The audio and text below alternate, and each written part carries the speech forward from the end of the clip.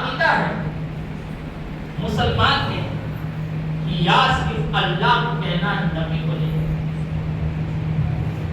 اللہ کو یا کہہ سکتے ہیں، اللہ کے علاوہ یا نبی، یا غوث، یا خواجہ، یا اعلیٰ حضرت، یا وارث پاک، یا دیوا شریف، یا توکل مستان، یا خواجہ بند نواز، یا حاجی علی، یہ یا کا لفظ اللہ کے علاوہ کسی کو نہیں کہہ سکتے۔ یہ کس کا ہے؟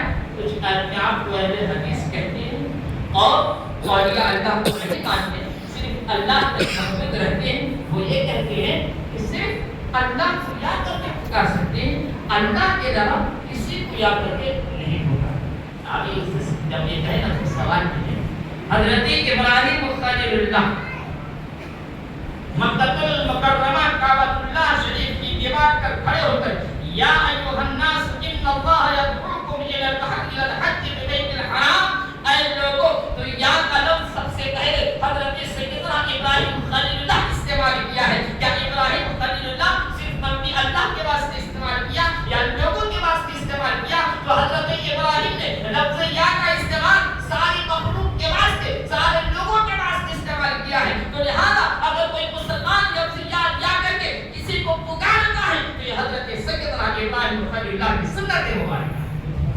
رستہ ہو گیا؟ آپ بھی سوال کرے گا، اسی لیے دوسرا سوال کرے گا۔ ہاں یا اگر کوئی سامنے موجود ہو تو یا کر کے اے حاجی صاحب، اے امام صاحب، اے حافظ صاحب، اے بابا جی، اے سردار وغیرہ جو بھی ہے، یا کر کے جو سامنے موجود ہے ان کو یا کر کے اب ایسا جواب دے گا، یا کر کے پکار سکتے ہیں۔ اگر دور ہے تو لوگ مسجد حسینی میں بیٹھے ہیں ہمارا اور نماز کے بعد یا نبی سلام علیکم، یا رسول سلام علیکم، یہ غلط۔ مدینہ شریف کہاں ہے؟ ہم کہاں ہیں؟ انڈیا میں ہے، مدینہ عرب کنٹری میں ہے، اس کی پوزیشن ہم کیا غلط ہے؟ ایسا لوگوں کے دماغ کو واش کرے چلے کیجیے گا اس سے۔